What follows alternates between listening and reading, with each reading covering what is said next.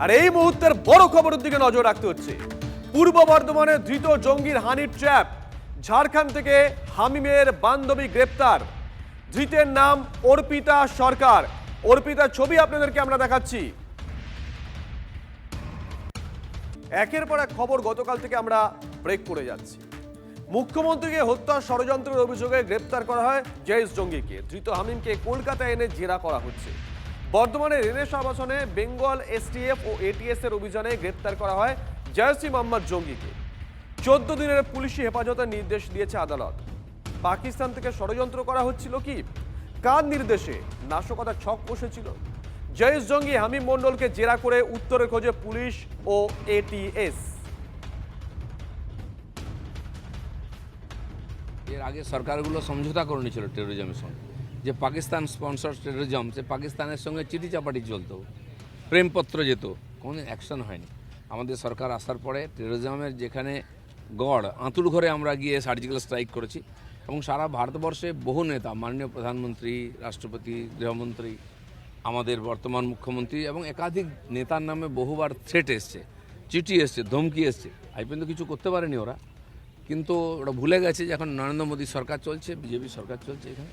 তো সেই জন্য যেখান থেকে এরকম হবে সে তার মূল শুদ্ধ উপড়ে ফেলবো আমরা যদি ভয়ে বাড়িতে ঢুকে যাই, সাধারণ মানুষ কী করে রাস্তায় বেরোবে? আমি তো টিএমসির টেরোরিজমের শিকার বহুবার হয়েছি, আমাকে কেউ আটকাতে পারেনি। আমি রাস্তায় ছিলাম, রাস্তায় থাকবো। আর যতদিন ভগবান লিখে দিয়েছে না, তার 1 সেকেন্ড কম আমার আয়ু কেউ করতে পারবে না। পুলিশ বা সিআরপিএফ এর নকল পোশাক পরে বাহিনীতে মিশে গিয়ে মুখ্যমন্ত্রীর ওপর হামলার ছক ছিল কি? ধৃত জয়েশ জঙ্গি হামিমের ফোন ঘেটে চাঞ্চল্যকর তথ্য পেয়েছে বেঙ্গল এসটিএফ। অনলাইনে পুলিশ আর সিআরপিএফ এর জওয়ানদের মতন পোশাক অর্ডার করেছিল হামিম। বাহিনীতে মিশলেই মুখ্যমন্ত্রীর কাছে যাওয়া সম্ভব। তাই কি এই পোশাক কিনেছিল হামিম মণ্ডল? তদন্তে এসটিএফ। রাজ্য এসটিএফের হাতে ধৃত হামিম মণ্ডলের কাছ থেকে শুধুমাত্র রাজ্যের মুখ্যমন্ত্রীর গতিবিধির তথ্যই পাওয়া যায়নি। তার মোবাইল ঘেটে যে তথ্য পেয়েছেন এসটিএফের গোয়েন্দারা, তার রীতিমতো চোখ কপালে তোলার মতো। তার মোবাইল থেকে দেখা গিয়েছে যে সে অনলাইনে পুলিশের ইউনিফর্ম এবং সিআরপিএফ বা বিএসএফ জওয়ানরা যে পোশাক পরে সেই ইউনিফর্ম অনলাইনে অর্ডার করেছিল। কেন অনলাইনে অর্ডার করেছিল তা নিয়ে রীতিমতো ভাবছেন তদন্তকারীরা। আর সেখান থেকেই তদন্তকারীরা মনে করছেন যে যেহেতু রাজ্যের মুখ্যমন্ত্রী Z+ সিকিউরিটি পান এবং তার নিরাপত্তার দায়িত্বে যেহেতু সিআরপিএফ বিএসএফ জওয়ানরা থাকে এবং পুলিশ থাকে, তাহলে কি কোনোভাবে সেই ক্লোজ প্রক্সিমিটিতে পৌঁছে যাওয়ার জন্য এবং মুখ্যমন্ত্রীকে অ্যাটাক করার জন্যই সে এই পোশাক অর্ডার করেছিল। তার কারণ এই ধরনের পোশাক অর্ডার করার পেছনে আর অন্য কোনো উদ্দেশ্য থাকতে পারে না বলেই তদন্তকারীরা মনে করছেন। হয় পুলিশের পোশাক, না হলে সিআরপিএফের পোশাক পরে মুখ্যমন্ত্রী যখন বিভিন্ন উন্নয়নমূলক কাজে যান বা কোনো প্রশাসনিক কাজে যান, সেইখানে সিকিউরিটির যারা দায়িত্ব থাকে সেই তাদের মধ্যে ঢুকে গিয়ে মুখ্যমন্ত্রীকে আক্রমণের ছক থাকতে পারে এই হামিমের। সেই কারণেই সে অনলাইনে অর্ডার করেছিল বলে মনে করছে। শুধু তাই নয়, যে সেখানে যে থাকতো, অর্থাৎ বর্ধমানে যে আবাসনে থাকতো, সেখানে জিমেও ভর্তি হয়েছিল, রীতিমতো নিয়মিত শরীরচর্চা করত। সেখান থেকেও তদন্তকারীদের অনুমান যে সে নিজেকে একজন সেনা জওয়ান বা পুলিশ অফিসারের মতো তৈরি করার চেষ্টা করেছিল, যাতে পুলিশের পোশাক বা সিআরপিএফের ইউনিফর্ম তাকে শ্যুট করে এবং তিনি যখন সেই যদি মুখ্যমন্ত্রীকে আক্রমণের ছক বাস্তবায়িত করতে যায়, তাহলে তাকে দেখে কোনোভাবে যাতে সাধারণ মানুষ হিসেবে মনে না হয়, কেউ যাতে গুনিয়ে না ফেলে। অর্থাৎ সুপরিকল্পিতভাবে ঠান্ডা মাথায় নিজের লক্ষ্যে এগিয়ে চলছিল।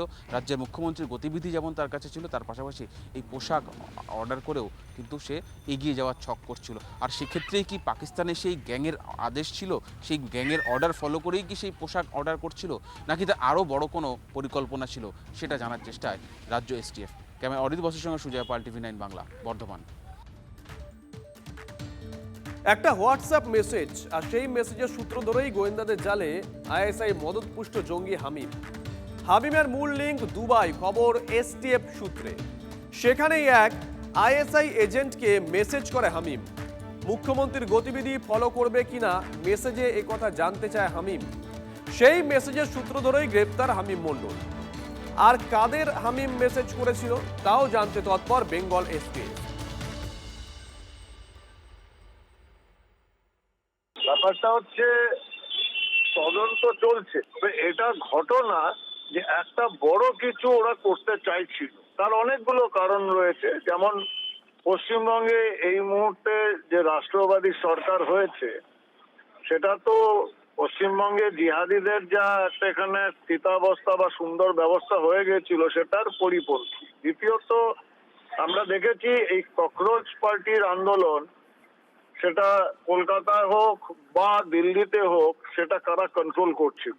তো এই জিনিসগুলো ওদের মোটেও পছন্দের ব্যাপার নয়। তো ওরা একটা মেসেজ দিতে চেয়েছিল, এটা ওদের সার্ভাইভালের কোশ্চেন। এখন it's too early two comment actually কি ছিল। টার্গেট করেছে জঙ্গিরা, মন্তব্যে নারাজ মুখ্যমন্ত্রী। অতি সংবেদনশীল বিষয়, মন্তব্য করব না। এর সঙ্গে আন্তর্জাতিক চক্র জড়িয়ে দেশের নিরাপত্তা নিয়ে প্রশ্ন, যা বলার এসটিএফ বলবে, বললেন মুখ্যমন্ত্রী শুভেন্দু অধিকারী।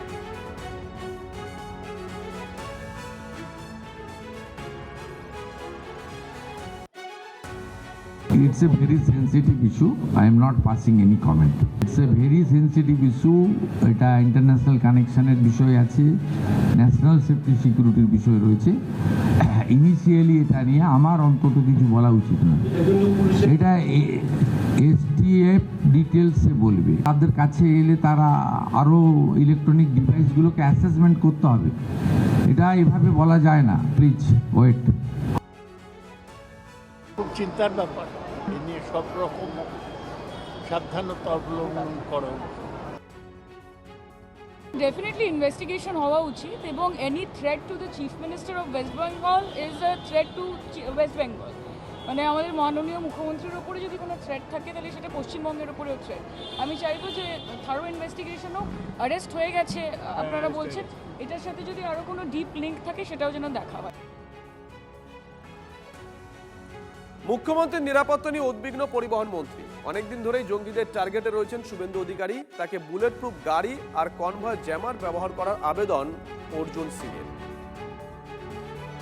আমার মনে হচ্ছে ওনাকে বুলেট প্রুফ গাড়ি ইউজ করা উচিত, গাড়ির সঙ্গে জ্যামার থাকা উচিত। ওনার কনভয়তে, শুভেন্দুবাবু কনভয়তে জ্যামার থাকা উচিত, বুলেট প্রুফ গাড়িতে চলা উচিত।